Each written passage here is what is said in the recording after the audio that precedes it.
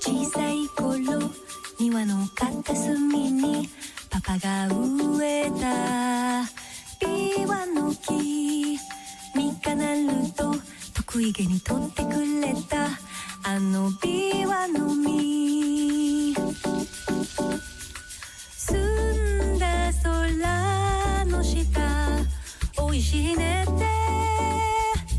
て一緒に食べたほのかに広がる優しさが心を一つにさせた。パパの愛は大々色、ソレイドブルーque je garde pour toujours。今が詰まった宝物、c'est petit rien qui reste comme des mots d'amour。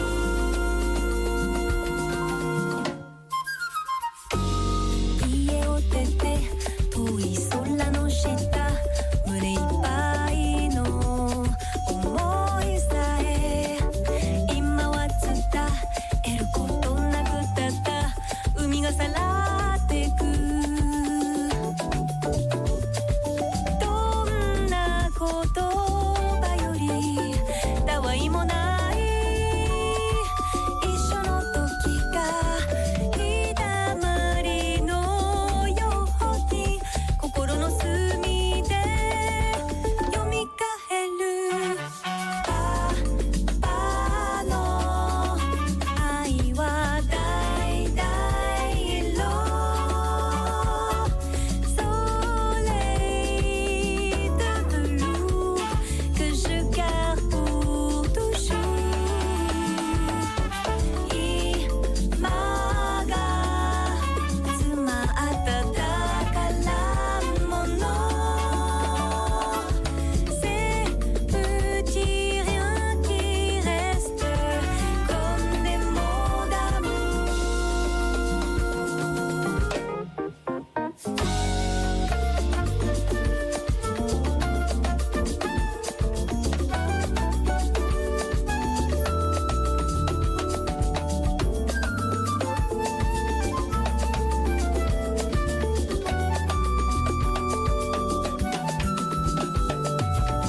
帰り道急ぎ足目に止まる太い岩の実、離れゆく背中をもぎり切る小さな手、かけがえのない光の中、いつかまた会える日が来るまでとっておこう大切に。パパの愛は大々色、宝物。パパの愛は大々色、宝物。パパ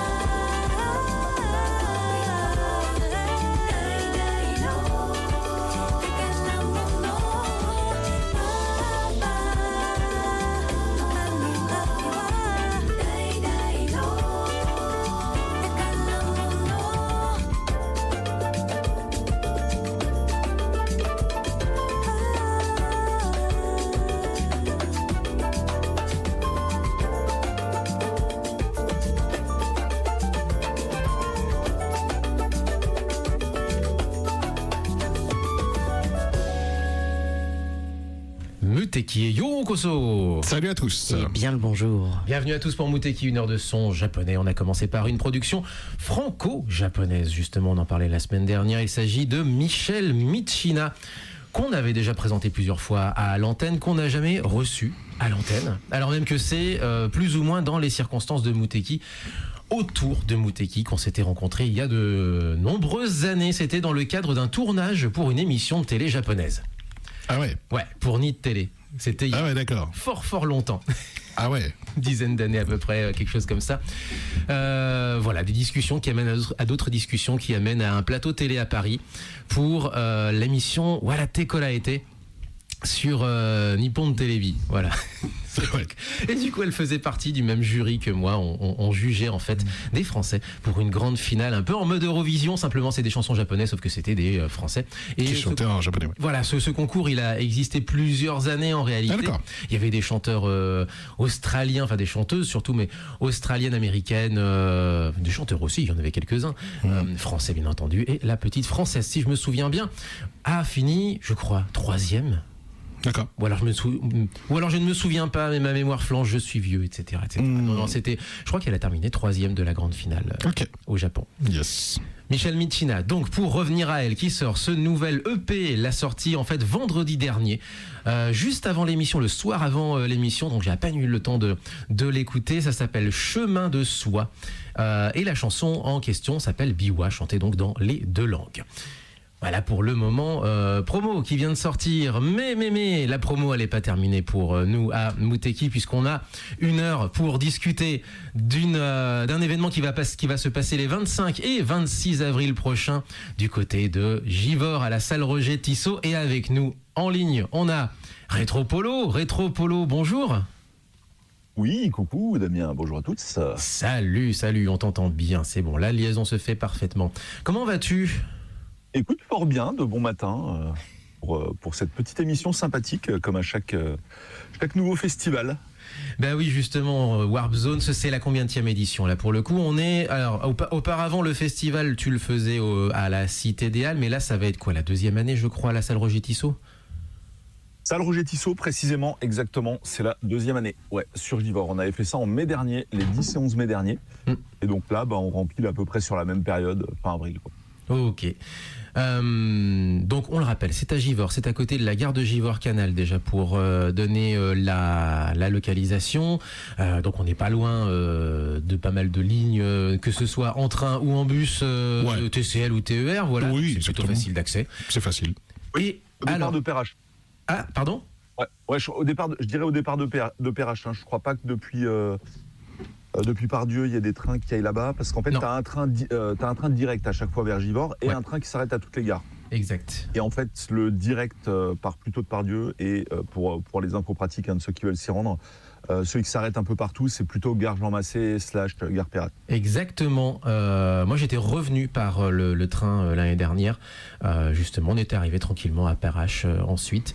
Et donc oui, voilà. à côté de la gare de Givors-Canal. Si vous arrivez à la gare de Givorville, c'est pas grave, mais ça fait une petite dizaine de minutes de marche, quoi. Globalement, c'est ça. C'est ça. Ouais. Non, mais ce que je dis souvent, il y a toujours un peu de mal, en fait, des fois enfin, les gens ont parfois un peu de mal de sortir de Lyon. Ouais. Mais en fait, en vrai, c'est moins long d'aller à Givors que de te faire, par exemple, un Caluire Jean Massé. Oui, c'est vrai, Oui. c'est vrai. Puis maintenant, en plus, comme la circulation, c'est vrai qu'elle a été chamboulée. C'est vrai que toutes les cartes sont redistribuées. C'est vrai, ça. Voilà. Pour ce qui est de la localisation de la salle, mais à l'intérieur, on va avoir beaucoup de jeux vidéo. Moi, je me souviens l'an dernier, j'avais joué à Densha Dego. Est-ce qu'il y aura à nouveau comme ça plein de bornes, plein de consoles en libre utilisation? Explique-nous un petit peu ce qu'il y aura à l'intérieur. Voilà, alors tout à fait. Le concept de base, le cœur du réacteur, ça reste une convention rétro gaming. C'est-à-dire, on va dire, moi j'aime toujours dire un musée du jeu vidéo intégralement jouable. C'est Voilà. pas faux. Donc voilà, c'est ça. Donc, alors principalement console. Je dis pas qu'on n'a pas d'arcade. Alors c'est surtout des hardware d'arcade qu'on a. Là, contrairement à Japan Game Festival, on n'aura pas forcément beaucoup de meubles d'arcade, mais il y en aura néanmoins. Mais plutôt des rétro modernes en fait, au niveau des meubles d'arcade. Mais c'est principalement de la console. Et contrairement à Japan Game Festival, où tu vois, on s'astreint à un thème qui est le Japon. Oui. Donc sur Japan Game Festival, donc pour rappel, qui est l'autre festival qui a lieu 2 fois par an, plutôt vers novembre. Donc spoiler, la prochaine date sera 20-21 novembre sur Lyon 4. Eh ben ça y est, c'est annoncé. Voilà. Voilà. Donc là-dessus, on s'astreint vraiment à des consoles et micros japonais uniquement. Ouais. Là où sur Warp Zone Givors, en fait, on met ce qu'on veut. En gros. Mais il y aura quand même du japonais, parce que j'ai vu que parmi les invités, il y aura le MSX Club, il y aura pas mal. Ouais, il y a le MSX Village, bien sûr, il y a toujours du japonais. Alors déjà, très souvent, le gros de la collecte, c'est la mienne, en fait, tout simplement. Souvent, il y a des gens qui me disent, ouais, je peux visiter ta gaming room et tout. En fait, j'ai pas de gaming room. Ma gaming room, c'est deux fois par an sur mes festivals. Voilà. Donc, si tu veux voir mes machines, faut venir à Lyon ou environ. Il n'y a pas le choix, en fait, parce que je ne peux pas filmer la collection. C'est pas possible. Je n'ai pas de pièces dédiées pour ça chez moi. Et du coup, en fait, dans ma collecte, j'ai énormément de machines japonaises. Donc, nécessairement, mécaniquement, j'ai envie de te dire, il y en a tout le temps. Mais typiquement, on va pas mettre, par exemple, d'Amstrad CPC 6128 sur le Japan Game Festival. Voilà. Ou de Xbox ou de choses comme ça, tu vois. À l'inverse, voilà, vous allez retrouver du Amstrad peut-être, de l'arcade sûrement, et puis évidemment de la NES, de la Super NES, de la Mega Drive. Et ça tombe bien parce qu'en plus de ça, alors avant d'arriver sur les invités, il y a quand même un invité que moi qui m'a fait tiquer, parce que nous forcément on est surtout une émission avant tout musicale, on reçoit des gens, on discute, etc. Oui. Mais c'est vrai que le principe c'est aussi musical. On parlait notamment de Harry Less, Harry Cover, etc. Mais alors on a aussi en termes de Mega Drive, on a Cyberdeus qui revient. Alors explique-nous un petit peu le concept de ce groupe. Oui, alors Cyberdeus, c'est absolument génial. En fait, je l'ai découvert, je vais te dire exactement comment je l'ai découvert, parce qu'en fait, je savais même pas que c'était des Lyonnais à la base. Et oui, ils sont de Lyon. Ouais, tout à fait. Et j'avais découvert avec le R-Type refait intégralement sur Mega Drive, puisqu'il n'y a jamais eu de version de R-Type sur Mega Drive. Ok. Ce qui est plutôt marrant, parce que tu en avais une sur Master System, donc tu t'attends à le voir sur la prochaine console. C'est comme Shinobi. Je pense qu'il y a eu un petit contrat d'exclus avec Nintendo pour Super R-Type, forcément. Possible. Et en fait, donc il y a une personne, un Italien expatrié en Asie, qui a développé donc une version de R-Type pour Mega Drive qui est absolument remarquable, on va le dire. C'est improbable, oui. Vas-y. C'est improbable et super bien fait. Hein. Vraiment, il est fait comme s'il avait été fait à l'époque, encore même beaucoup mieux, puisqu'en fait, tu as carrément deux bandes son dans le jeu. Donc, tu as une bande son originale, on va dire, qui calque les musiques telles qu'elles étaient à l'époque, et tu as une deuxième bande son que tu peux choisir dans le jeu, en fait, dans les options du jeu. Qui est moderne. D'accord. Et donc là, tu as tout qui est réinterprété sauce moderne, donc tous les thèmes de R-Type. Et incroyable, la bande-son est incroyable. Quand j'avais fait la vidéo, j'ai halluciné tellement c'était bien. Et en réalité, en fait, c'est Cyberdeus qui l'avait faite. donc j'avais fait une vidéo là-dessus, j'avais tout expliqué, que c'était génial ce qu'ils avaient fait et tout ça. Et donc après, j'ai eu un petit contact par MP. Ouais, tu sais qu'on est de Lyon, non, je savais pas. Et donc, s'en est suivi une certaine amitié, je ne te le cache pas. C'est cool. Et donc, voilà, vraiment, ils sont géniaux. Et donc, Cyberdeus est venu à plusieurs reprises. Donc là, normalement, on va se le faire aussi, du coup, sur Warp Zone Givor. À plusieurs reprises, faire des concerts de musique Mega Drive. Donc, comme ça, sur le papier, moi, je t'avoue que la toute première fois, c'était pour Polygone Cité Idéale, là, comme tu as très justement cité à Lyon 7. J'étais un peu en mode, une heure de musique Mega Drive. Ça va ressembler à quoi? Voilà. Ça va ressembler à quoi? Tu vois, j'étais un petit peu timoré sur la question, je t'avoue. Et en fait, contre toute attente, ça a été le temps fort de cette édition de Polygone en 2024. Et on les a rencontrés. C'était incroyable. En fait, il n'y avait plus que la core team vraiment qui était là.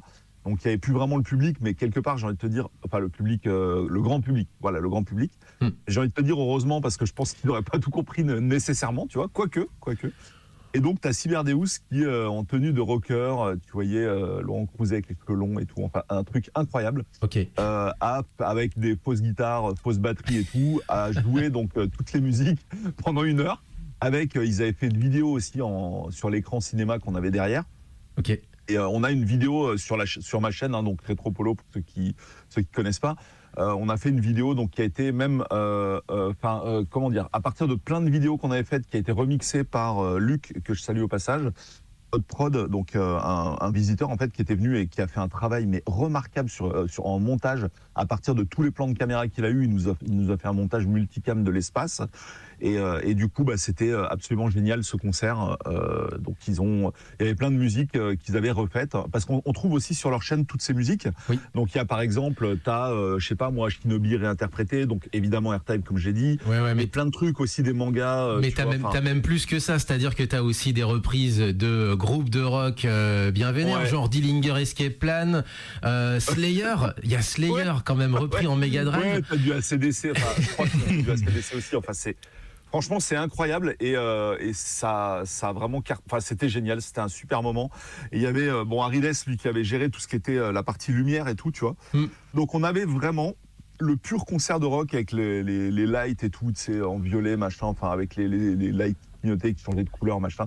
Ils ont interprété ça avec des fausses guitares, fausses batteries, mais néanmoins, tu vois, la fausse batterie, ils faisaient vraiment les vrais patterns de batterie que tu avais dans les musiques Mega Drive. Voilà. Parce qu'en fait, le mec est vraiment batteur, en fait. Ouais. Le deuxième comparse.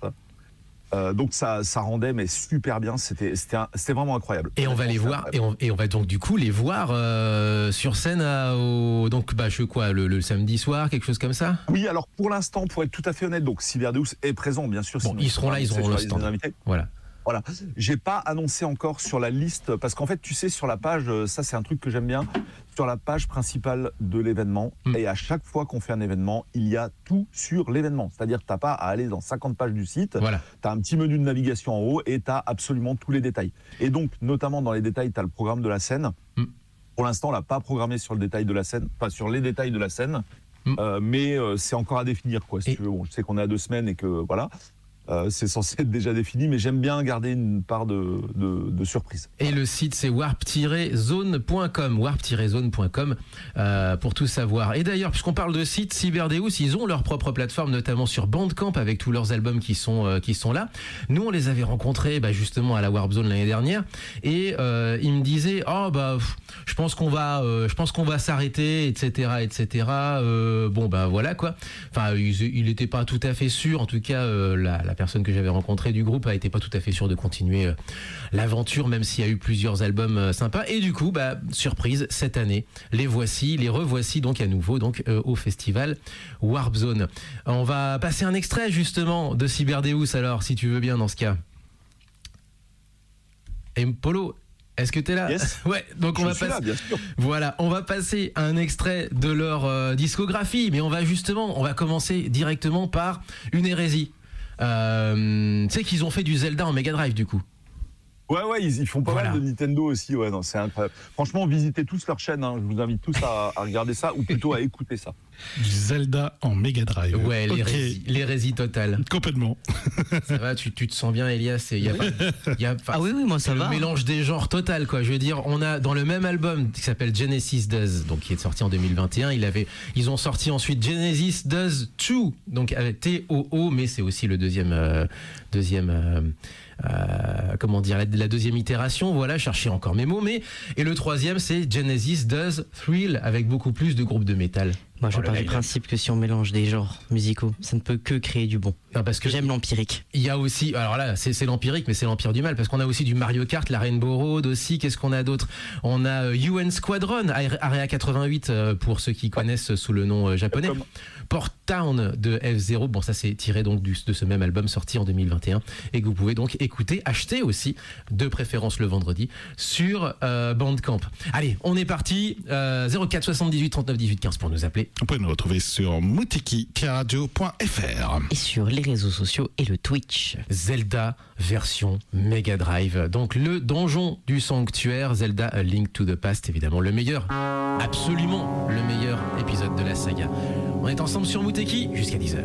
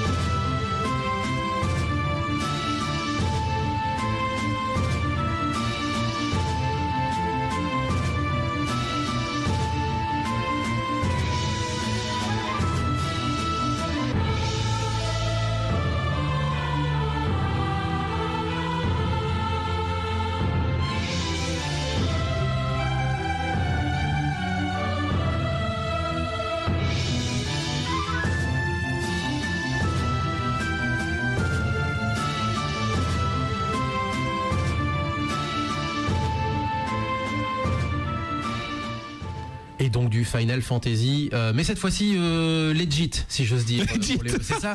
de vrai. OG plutôt. Original. Final Fantasy 3 Oui. de Crystal Tower, le tour de cristal par Nobuo Uematsu, évidemment. Évidemment. Moi, je suis toujours émerveillé de voir qu'on peut synthétiser des voix comme ça à l'époque.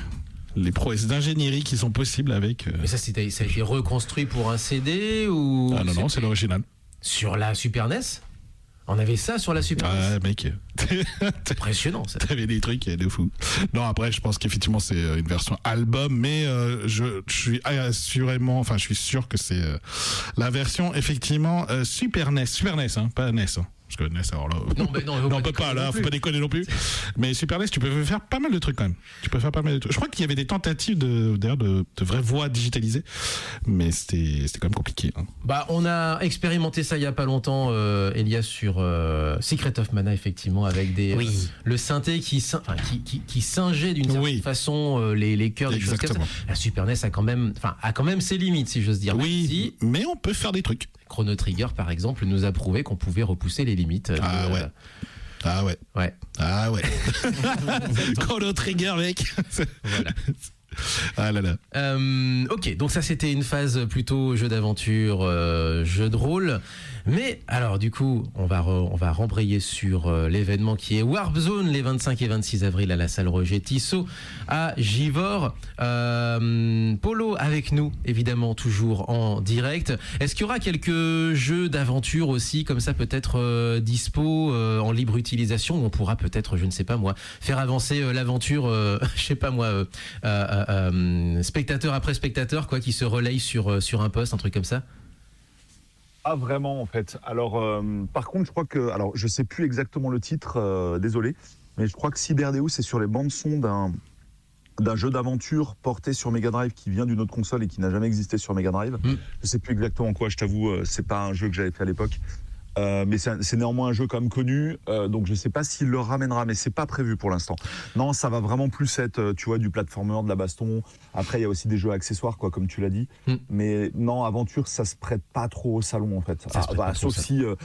Sauf si vraiment il y a quelque chose à présenter parce que ça va sortir, tu vois, un néo rétro, des choses comme ça, un homebrew par exemple. Ouais. Là, bah why not, quoi. Mais sinon, non, c'est pas prévu.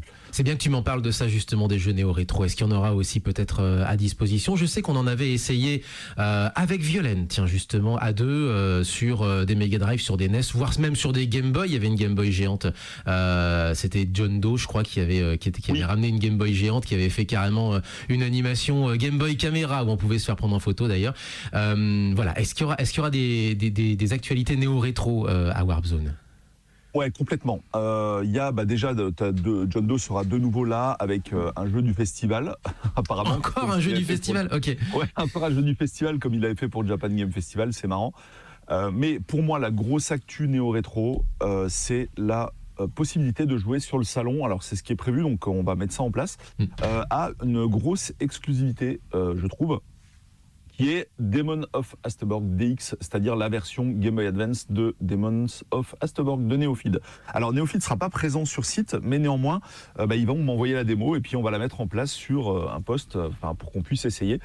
Donc l'idée en fait c'est le jeu à succès, en fait on va pas se mentir, et de très grande qualité, Demons of Asteborg qui est sorti sur Mega Drive. Je sais plus en quelle année c'était, mais de toute façon c'était 2020, 2022, un truc comme ça. Ouais. Donc là maintenant c'est amélioré parce que Game Boy Advance oblige, tu as des possibilités de c'est un peu zoom, rotation et tout comme sur la Super NES, et il y a des niveaux qui ont été rajoutés dedans. Voilà. Okay. Donc c'est une version survitaminée de Demons of Asteborg jouable en portable. Faut savoir aussi si vous n'êtes pas nécessairement au courant, mais c'est vrai que dans le monde du rétro gaming ça se sait, mais c'est vrai que pour le grand public pas nécessairement, mais il y a toute une scène, ce qu'on appelle homebrew ou néo-rétro ou que sais-je encore, qui sort encore des jeux sur ces vieilles consoles. Alors souvent c'est aussi accompagné d'une sortie sur Steam par exemple, parce que c'est aussi des sorties qui sont néo-rétro qui peuvent être adaptables sur les PC d'aujourd'hui, mais c'est toujours plus classe de déjà le développer sur le hardware le hardware d'avant, le hardware que tout le monde a apprécié il y a une trentaine d'années maintenant. Mais effectivement, il y a encore toute une scène depuis maintenant une quinzaine d'années. Tu me parlais de Mega Drive, il y avait des sorties de jeux qui étaient absolument pas connus ou pas finis comme Beggar Prince il y a une dizaine d'années de ça. Il y a une scène encore très très active sur ces machines qu'on suppose décédées, quoi. Ouais, tout à fait. Alors là, je t'ai cité un exemple, mais en fait, il y en a un autre incroyable présent sur le. Enfin, il y en a deux que je trouve incroyables, mais un petit nouveau qui vient de se greffer à la fête. Alors déjà, on va y aller progressivement. Il y en a un qu'on connaissait déjà, qu'on a déjà vu, mais qui sera dans sa dernière version, sa version quasi finale, à savoir Windjammer porté sur Mega Drive par Format C. Mais vachement bien. Windjammer sur Mega Drive. Alors on rappelle, c'était un des classiques de l'arcade, un jeu de frisbee, mais complètement over stéroïde, qui était vraiment très très jouissif à jouer. Mais là pour le coup sur Mega Drive, c'est une sacrée. C'est comme je sais pas moi, c'est comme adapter un jeu Switch sur la Game Boy. C'est pas loin. Enfin, c'est limite ça, quoi. Ouais, non, c'est ça. Et il est vachement bien fait. Attention, je vais pas dire que tu vois pas la différence. Enfin voilà, un œil avisé va voir la différence. Maintenant, quelqu'un qui est pas ultra expert, il va voir les deux jeux l'un à côté de l'autre. Il va vraiment pouvoir penser que l'un et l'autre, etc. Enfin, c'est un super boulot qu'il a fait. D'ailleurs, on est super content qu'il soit présent parce que ça fait 2-3 éditions qu'il n'avait pas pu venir parce que travail. Donc ravi que Format C soit là, c'est vraiment génial. En fait, au niveau Mega Drive, c'est assez fort cette année. On est un peu en train de reproduire sans vraiment le vouloir, mais ce que j'avais voulu sur Polygon 2, c'est-à-dire donc en 2024, c'était en septembre 2024. À la Cité c'est-à-dire un corner Mega Drive que j'avais appelé Megadev, avec tous les plus grands développeurs Mega Drive de France. Là, c'est un peu le cas, quoi, en fait. Il manquerait juste Cyber. Et puis quelques autres, bien sûr. Il y en a d'autres. Il y a le développeur d'Irena, notamment, qui est encore jamais venu jusqu'à maintenant. Donc, il n'y a pas l'ensemble à 100% des développeurs Mega Drive de France, mais néanmoins, il y en a quand même une bonne partie bien sympa. Et donc, dans le lot, nous avons également Arnaud, enfin on l'appelle souvent Arnaud TCK parce qu'il est très connu pour la série TCK et The Curse Legacy. Donc, encore une fois, un néo-rétro sur Mega Drive. Et là, il s'est lancé dans le développement, enfin le portage plutôt. C'est un peu comme pour Windjammer, c'est un défi un peu fou, mais qu'il arrive totalement à surmonter, à savoir porter Super Meat Boy sur Mega Drive. Et donc là, on va pouvoir avoir tous les premiers niveaux jouables sur le festival. Quoi que c'est jouable, parce que comme c'est un platformer, mais il y a beaucoup de choses à gérer à l'écran, mais c'est pas impossible sur le principe. C'est techniquement pas impossible, mais ça va vraiment être au niveau de l'écran, la qualité de ce que l'écran peut transmettre en fonction du changement de console. Et ça va être vraiment l'écran. J'ai pas peur pour la console en tant que telle, c'est l'écran qui va devoir réagir comme il faut, parce que ça change vraiment de dimension, de paramètres et tout, pour pas mal de trucs. Ah, mais on peut même carrément. Ça tourne pas mal, franchement. Les premiers niveaux sont vraiment parfaitement jouables, donc nickel. Donc ça à voir clairement sur le salon, grosse attraction, vraiment grosse originalité du salon. Au niveau de la partie dev, bien sûr. Et puis, comment ne pas citer le boss du game, notre ami Frédéric Rénal, l'incroyable Frédéric Rénal, donc évidemment. Qui nous a dit ça la semaine dernière. Bien sûr que j'y serais. Comme si c'était une évidence. Comme c'était une évidence. Voilà. Oui, non mais en fait, il faut savoir qu'on a participé au debug de son jeu parce qu'en fait, on fait des réunions privées là qui vont avoir lieu tous les mois à partir du festival. Et où on se retrouve à Givors dans une petite salle tranquillou avec plein de personnes. On est entre 20 et 50 en fait à chaque fois. Et là, il y a Fred qui vient souvent montrer son jeu. Donc, ça fait longtemps qu'on le voit évoluer le jeu. Et je lui ai prêté notamment des Mega Drive pour qu'il puisse débugger et les spinners parce qu'en fait, il a carrément sorti un accessoire. Donc, on va expliquer quand même de quoi il s'agit. Voilà, mais il était venu la semaine dernière pour nous présenter son accessoire. Donc, les manettes en thermostat four. Enfin, voilà ce que Marcus en réalité appelle les manettes en thermostat four. Ça vient de lui. Et donc, les potentiomètres, exactement. Voilà. C'est ça. Donc, en fait, un peu comme on avait sur les toutes vieilles consoles, les consoles Pong là, tu sais. C'est ça. Mais je l'ai sur 2600 si tu veux aussi. Je l'ai sur Atari. Ouais, c'est ça. Ouais, oui, sur Atari aussi, t'as raison. Ouais, pas forcément besoin de remonter au Pong. Et donc, t'as un espèce de potentiomètre comme t'aurais sur une chaîne hi-fi ou quoi pour régler ton volume, qui permet de déplacer la raquette de gauche à droite dans le cadre d'un casse-brique, donc qui s'appelle Popcorn, qui est un tout vieux jeu qu'il avait fait sur PC il y a des années de ça, qui était je crois que c'était en shareware, filé en disquette et tout ça. Ouais. En freeware. C'est un freeware, j'y ai joué. Ouais, c'est ça. Moi, j'ai pas connu. Hein. Moi, j'étais plus console à l'époque, même si j'avais beaucoup d'amis qui avaient des PC. Et donc, ce jeu, il le ressort en version améliorée. Alors, on peut jouer dans la version originale sur la Mega Drive, mais également, tu as un mode de joueur qu'il n'y avait pas forcément à l'époque. Et là, tu peux mettre 2 hand spinners, etc. Et donc, profitons-en pour filer un coup de pouce à Fred en disant que le Kickstarter est toujours en cours et il aura cours encore également pendant le festival. Il a passé les 65%, le Kickstarter, donc il reste encore une vingtaine de jours. On va faire une vidéo avec Fred pour rebooster tout ça, voilà. Mais super initiative. Donc pour rappel, Fred, c'est la personne donc qui a fait un jeu qui s'appelle Alone in the Dark. Voilà. Et Alone in the Dark a clairement, très clairement, et ça a été dit officiellement, inspiré Resident Evil, la très célèbre série de Capcom. Quand tu fais, j'ai un copain qui a fait Alone in the Dark il y a pas longtemps, donc le tout premier, quoi. Il m'a dit mais c'est incroyable en fait le nombre de refs. C'est vraiment Resident. Il y a plein de trucs de Alone in the Dark. Ah oui, complètement. Dans Resident Evil. Ah oui. Complètement. C'est complètement inspiré. Même si moi j'avais fait Alone in the Dark avant Resident Evil, donc j'avais dans le bon ordre. Voilà. Je l'avais dans le bon ordre. Mais c'est vrai que globalement, Frédéric Renat, de toute façon, Popcorn, c'est surtout les casse-briques, c'est très à la mode sur PC. Oui. Parce qu'il y avait aussi Space Invaders, qui est pas un casse-brique, mais c'était un peu le genre de truc avec un défilement horizontal et vertical. Et surtout, moi j'avais joué à Arkanoid, évidemment, derrière. Violence était bâti sur Amstrad, ouais. Enfin moi PC, mais ouais. Violence était bâti sur Amstrad PC. Voilà, et moi c'était évidemment Arkanoid, le Arkanoid sur bord. Mais j'ai joué à Popcorn qui était génial parce que le truc se transformait, il y avait des bonus et tout, il y avait des trucs, c'était génial. Et il y avait même des images à reconstituer, voilà, oui, exactement. Tout à fait. Voilà. On va juste faire une petite pause musicale avec ta sélection, Elias. Oui. Toi, t'es parti sur Monster Hunter alors. Oui, alors j'ai un peu ressombré depuis que j'ai pu revoir la lumière avec les différents rendus à l'école et tout. Et j'ai sombré dans Monster Hunter, mais pas n'importe lequel, celui qui est sorti il y a un peu plus d'1 an maintenant, Monster Hunter Wild, qui n'est pas mon premier étant Tree, puis après 4 Ultimate et World. Et alors du coup on va ensuite enchaîner après quelques news évidemment, mais aussi sur quelques questions et notamment en rapport avec le public, avec l'affluence, avec tout ça effectivement autour donc de ce festival Warp Zone que vous pouvez retrouver sur warp-zone.com. L'événement ce sera les 25 et 26 avril à la salle Roger Tissot, la salle à côté de la gare de Givors-Canal. Allez, on se retrouve juste après.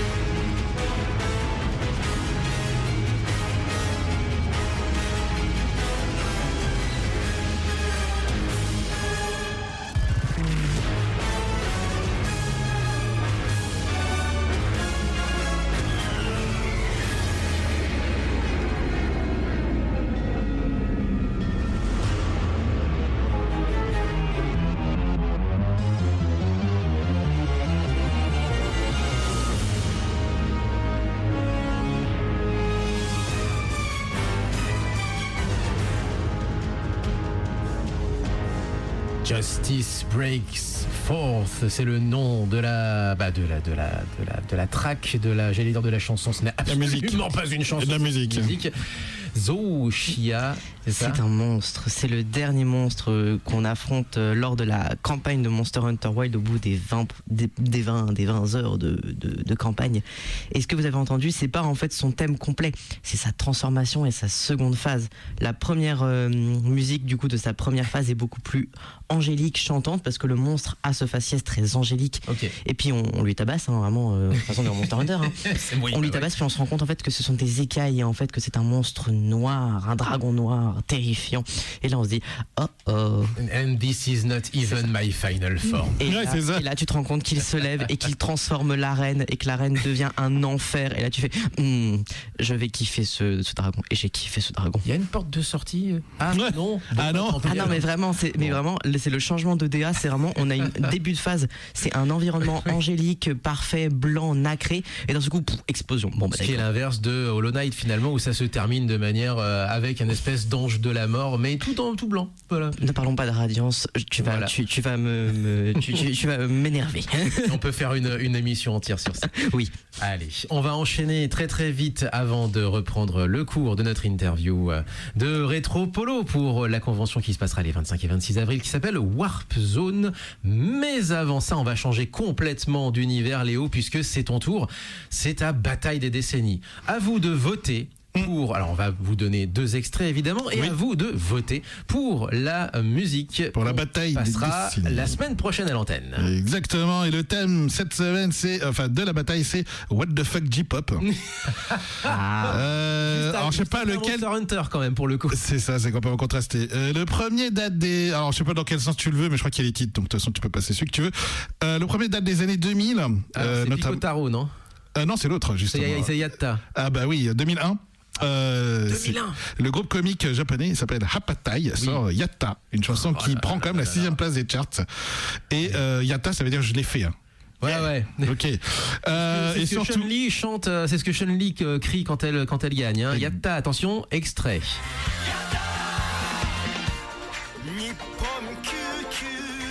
Alors je ne leur rends pas assez hommage, on n'est pas encore sur le C'est pas refrain. grave. C'est pas grave. Mais Attends. Juste quand même dire que ce sont des animateurs télé qui ont fait un groupe parodique. Et attention, le refrain arrive.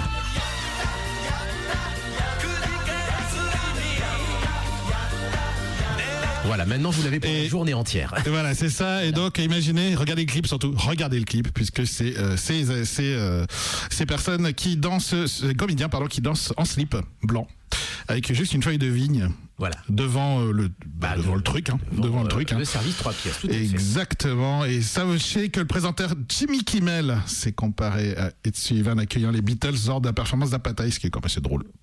Ok. Voilà. Même dans Bon, les superlatifs, l'Amérique, tout ça. Tout ça. Et le deuxième chanson, beaucoup plus récent, 2016. C'est ça. Total. Oh non, Allez, c'est oh non, parti, je attention. vois le titre, non. Ah non. Alors, ça veut pas se lancer, mon Léo. Est-ce T'es que sûr ça fonctionne? Vas-y, relance. Attention. Hop.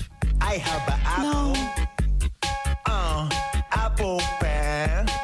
I have a pen. I have pineapple. Alors celui-là existe.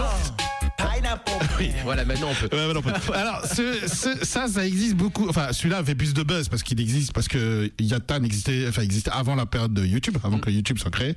Là, par contre, ça a effectivement duré pour 45 secondes, cette chanson, avant de faire un vrai clip. C'est quand même un personnage qui a un costume de léopard jaune criard. Oui. Et qui fait juste l'assemblage de 2 stylos avec une pomme et un ananas. Oui, ça veut dire ça, hein, en fait, ce qu'il Oui. fait. Complètement. Et ça atteint comme la première place du Billboard Japan Hot Non, mais il l'a. Top 100. Léo, il l'a recyclé à toutes les sauces. Il y a eu des chansons publicitaires pour ça. Il l'a même ensuite, puisqu'il a quand même une carrière avant ça, et il a une carrière après ça, puisque c'est une de ses incarnations en réalité. Oui, c'en est qu'une, oui, tout à fait. Voilà, Pico Taro. Eh ben, il a aussi repris le YMCA en japonais d'ailleurs, qui avait chanté Hideki Saijo il y a très très longtemps. Mais donc, pour la marque Yahoo Mobile. Donc, Exactement. Voilà, ça devenait n'importe quoi. Et il faut savoir que ça a buzzé dans le monde parce que c'est Justin Bieber En fait, il a partagé en disant la vidéo préférée sur Internet, et ça a déclenché l'explosion virale. Derrière, sachez que le clip n'a coûté que 100 000 yens. Oui. 950 $, voire Ça va. euros, quoi. 950 €. Et surtout, il s'est pris l'inspiration parce qu'il a vu son bureau, il a fait, il y a 2 stylos, une boîte d'ananas ouverte et une pomme. Voilà. Juste ça, et il est parti. Mais en France, on a fait des. Mais c'est une culture du même. Ah, mais oui, Cette musique, le au-delà d'être Japon. une culture du même, c'est une culture pour nos générations à nous. C'est iconique. Les gars, il y a eu de l'électro français qui a été fait minimaliste comme ça, avec à peu près globalement que ça. Il y a juste un sample et on y met un beat, B-E-A-T, par-dessus, et voilà quoi. Ouais, c'est ça, Walou. Et puis là, je me dis que je vais peut-être avoir plus Pineapple Pen dans la tête que Yata. C'est sûr. Non, Mathiata, s'il vous plaît. Bah alors, votez. Parce que le combat est rude entre les deux. Le combat est rude. Surtout si vous voyez les 2 clips. Regardez les clips. Donc C'est votez surtout ça qui est pour savoir quel what the fuck vous voulez la semaine prochaine, Exactement. donc à l'antenne. Merci Léo. Exactement. Et donc du coup on revient à notre invité Rétro Polo pour la convention Warp Zone les 25 et 26 avril prochains. J'avais une petite question puisqu'on parlait de dev, Polo. On parlait de dev, on parlait de jeux, on parlait de Cyberdeus évidemment, d'invités. On n'a pas forcément parlé du public. On l'avait fait l'année dernière justement. Quel genre de public vient? C'est plutôt familial? C'est plutôt des gens qui sont intéressés par le jeu vidéo ou au contraire des casuals, si j'ose dire, comme on dit dans le jargon? Vas-y, explique-nous un petit peu. En fait, bien sûr, ça draine quand même une grosse partie de tous les passionnés de la région, quoi, forcément, parce que c'est quand même un salon sur le thème. Mais la grosse partie, si tu regardes d'un point de vue purement numéraire, en fait, la grosse partie, ça reste quand même du grand public. Et pourquoi pas même du casual, ouais, tu vois, c'est vraiment la sortie en famille, les parents avec les enfants, les grands-parents avec les petits-enfants, par exemple, qui va être, je pense, le cœur du réacteur, quand même. Ouais.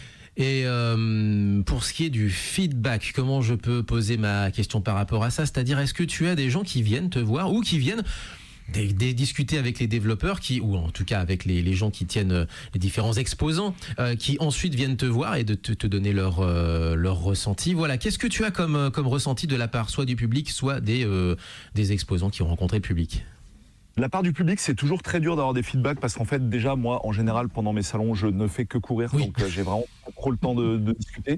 Les feedbacks, je vais plus. Et puis après, une fois que les gens y sortent, voilà, tu sais pas vraiment, il y a pas de, voilà, il y a pas réellement de feedback en fait. Mais on aimerait bien, en fait, on a étudié le fait d'avoir, tu sais, en sortie de festival, les petits bumpers là, comme t'as dans les magasins, tu sais, où t'as les smileys qui rigolent, les smileys qui pleurent, c'est de gauche à droite. Oui. Ouais, alors ça, je t'avoue que ce genre de truc. Alors moi, je voulais même je voulais qu'on en fasse un nous-mêmes dans une bande d'arcade, que le machin, ça fasse une photo de la personne en même temps. Faut demander à John Doe sur la Game Boy éventuellement, ça peut être drôle. Ouais, t'as raison, sur Game Boy, ce serait énorme. Donc on n'a pas encore ce genre de truc parce que faudrait qu'on bricole un truc nous-mêmes, c'est possible. T'as des logiciels sur Raspberry Pi et tout qui permettent de faire ça. Ouais. Mais on s'est pas encore donné le temps de faire ça. Et après, par contre, les solutions pro, elles sont super chères. Donc pour répondre à ta question précisément au niveau du public, il n'y a pas vraiment de feedback. C'est pas qu'il y en a pas, c'est qu'on n'a pas la possibilité de les capter en fait. Et au niveau par contre des gens plus qu'on voit d'habitude, c'est-à-dire soit les professionnels, soit les développeurs, etc. Les feedbacks sont toujours très bons, mais très très bons.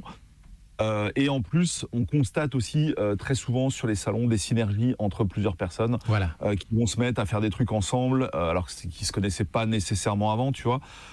C'est quand même, il y a beaucoup de rencontres qui se font sur le salon. Par exemple, il y avait Fred de la Dose là il y a pas longtemps qui m'a dit avec telle personne que j'ai rencontré sur le salon, machin, on a fait ci, on a fait ça, où il est super cool, machin, etc. Ça peut être simplement des amitiés qui se créent aussi, pas nécessairement des trucs dans le cadre professionnel, que ce soit dans le cadre du loisir ou du vrai travail, quoi, on va dire entre guillemets, même si des fois c'est la même chose. Il y a beaucoup de synergies qui se créent sur ces salons et ça c'est extrêmement cool. Voilà, c'est vraiment aussi le but du jeu, c'est vraiment de se rencontrer physiquement parce que Internet c'est très bien, tu vois, mais se voir en vrai c'est pas mal aussi en fait. En vrai, c'est même beaucoup mieux. Complètement. Voilà. Et c'est très intéressant, effectivement. Nous, on avait constaté ça nous-mêmes. Alors après, voilà, c'est aussi le sens de la question.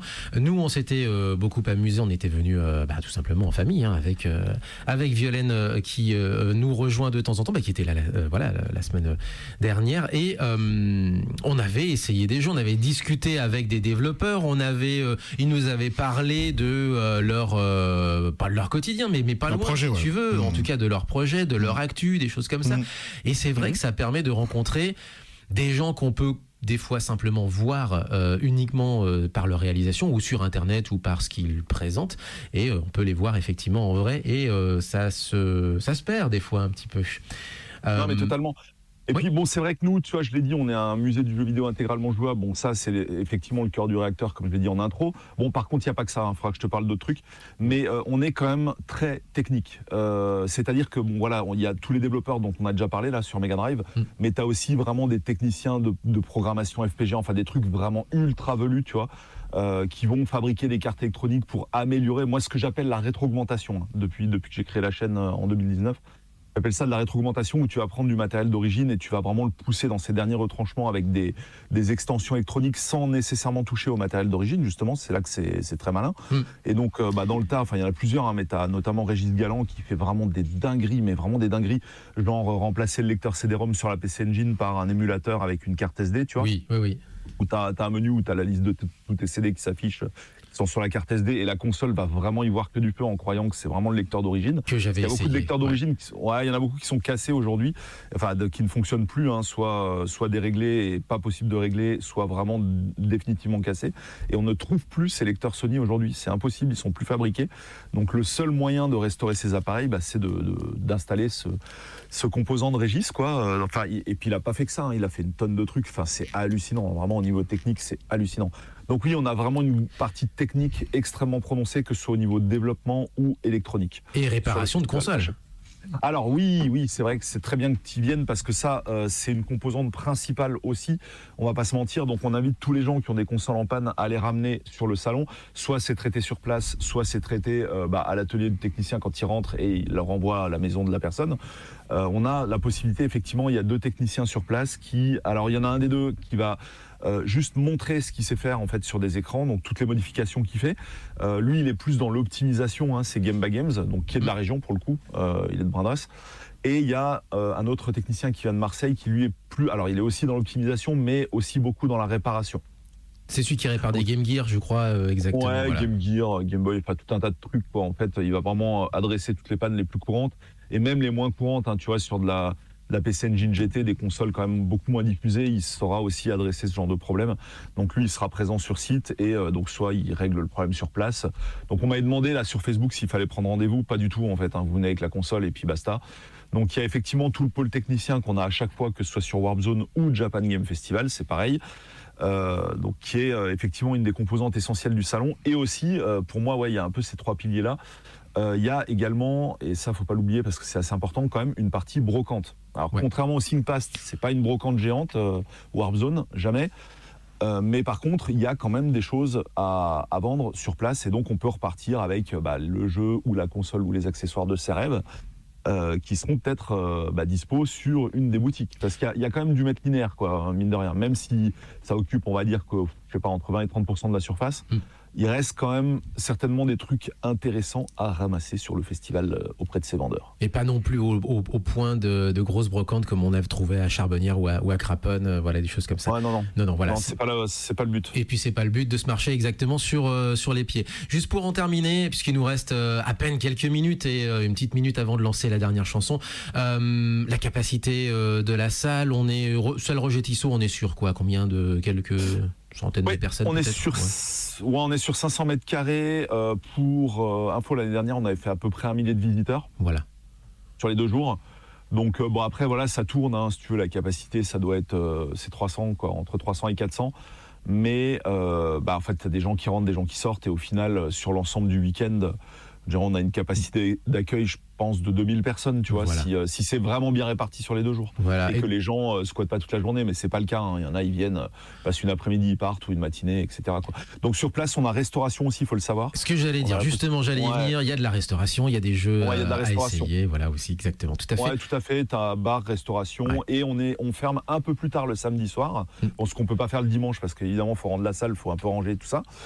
Mais le samedi soir, on ferme plus tard, on ferme à 21h, quoi. Donc là, c'est là justement, si CyberDU se passe, ce sera clairement à ce moment-là. Et donc aussi un programme sur scène à découvrir ces prochains jours, si je comprends bien alors. Donc avec Oui. Tu as tout. Des, Voilà. des conférences, des concerts, vous l'aurez compris, à suivre donc sur le site warp-zone.com. Juste pour te dire, conférence pas prévue encore à date, mais ça peut encore changer parce que des fois on a des idées de dernière minute qu'on place dans le programme. Mais par Ça contre- marche. Attends. Ah ouais, je te jure. On peut mais mettre par ça. contre, Allez. oui, j'aime oui, bien mais- ce côté surprise, vraiment. Mais par contre, ce qu'on n'a pas fait encore, et d'ailleurs, il y a juste pour dire, il y a un musicien qu'on n'a pas cité, qui donc viendra, qui s'appelle Xavier Harry, donc un pianiste qui va Ok. faire la musique de jeux vidéo au piano. Il n'est jamais venu sur aucun de mes festivals, donc grosse surprise, grosse découverte qui va être extrêmement cool. Reprise donc Et de jeux cette vidéo au scène- piano alors. Hein. Ouais. Et sur le programme de la scène, il y a aussi une grosse nouveauté, c'est que on a, je vais m'y rendre du coup, on a également prévu donc une coach sportive qui va faire du Just Dance sur la scène. Il y a également des quiz qu'on n'a jamais fait sur scène. Cool. Donc également dessiner c'est gagner, tu vois, il y aura des petits jeux qu'on n'a jamais fait sur scène. Ça aussi c'est Eh rétro oui. ça. Blind test, tu vois la totale quoi. Donc Antenne il y a 2. pas mal de surprises. Ouais, il y a pas mal de petites surprises qu'on a jamais faites sur scène et qui seront particulièrement cool. Eh ben cool, franchement on va découvrir ça de toute façon, on a déjà nous nos billets. On rappelle donc c'est le 25 et 26 avril à la salle Roger Tissot, donc à côté de la gare de Givors-Canal, donc à Givors, vous l'aurez compris. Et donc ça s'appelle Warp Zone. Merci beaucoup Polo. Merci à toi, merci infiniment. Voilà, je rappelle juste un dernier truc, et si tu me permets. Vas-y, Damien, vas-y. Je suis vraiment désolé. Je sais, je Pas parle de beaucoup. soucis, vas-y Mais t'inquiète. alors, on a toujours, alors ça c'est très important, petite parenthèse là-dessus, mais extrêmement rapide, on a toujours 2 tombolas. Il y en a une qui est sur le web, disponible dès maintenant et même depuis 2 mois qu'on a ouvert les portes de la billetterie. Donc des billets à 1 euro pour gagner une GameCube japonaise orange. Wow. La tombola web est toujours intégralement caritative, c'est-à-dire qu'à l'euro près que vous donnez, ça va être donné à une cause. L'année dernière, on a donné plus de 500 euros au Resto du Cœur grâce à ça sur Japan Game Festival. Donc très important comme information. Cette année, ce sera intégralement reversé au Guide des Scouts de France dans le cadre d'un voyage humanitaire au Vietnam. Donc les jeunes vont aller dans des orphelinats, filer des coups de main et tout ça. Et sur place, il y a toujours la tombola classique pour nous financer nous, avec une PS5 à gagner et bien d'autres lots. Il y a Ok. plus de, je crois qu'il y a plus de 2000 euros de tickets de Surtout une concerts, de battle cartes à Mornan. Enfin, il y a une tonne de trucs pareils. Là, vous avez toute la liste sur le site officiel. Ok, merci. Surtout une PS5, ça coûte cher maintenant, donc Et en c'est un plus- bon prix. Et en plus Oui. c'est un bon prix exactement. Le seul avantage de l'augmentation de prix, c'est que j'ai pu mettre 100 euros de plus dans la liste C'est ça. des cadeaux. Tu vois, ça va gonfler de 100 euros les dotations totales. Mais à part ça, je vois pas d'avantage. En fait, tu vois. Merci beaucoup. Ah, on est déjà à la bourre, on s'excuse auprès de Canu. On termine avec l'autre sortie franco-japonaise de la semaine dernière. Adore, Sun on Clouds. Là aussi, pareil, on est Muteki, on est une émission franco-japonaise, enfin en tout cas basée en France à parler du Japon. Et ben c'est normal qu'on passe aussi les nouveautés françaises qui parlent japonais. Voilà, Adore, Sun on Clouds. Qu'on salue au passage. Découvrez leur clip fait quasiment à peu de choses près en plan séquence. Allez, portez-vous bien, vive le son japonais et rendez-vous au Warp Zone les 25 et 26 avril à Givors. Chamatane. Jamatane. Chose ça. Beautiful sun on clouds.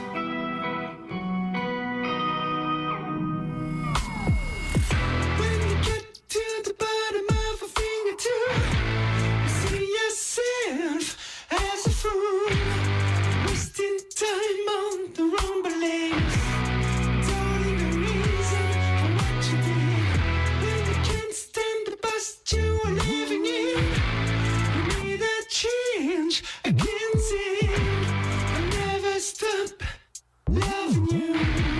I never stop loving you. So tell me how it's gonna be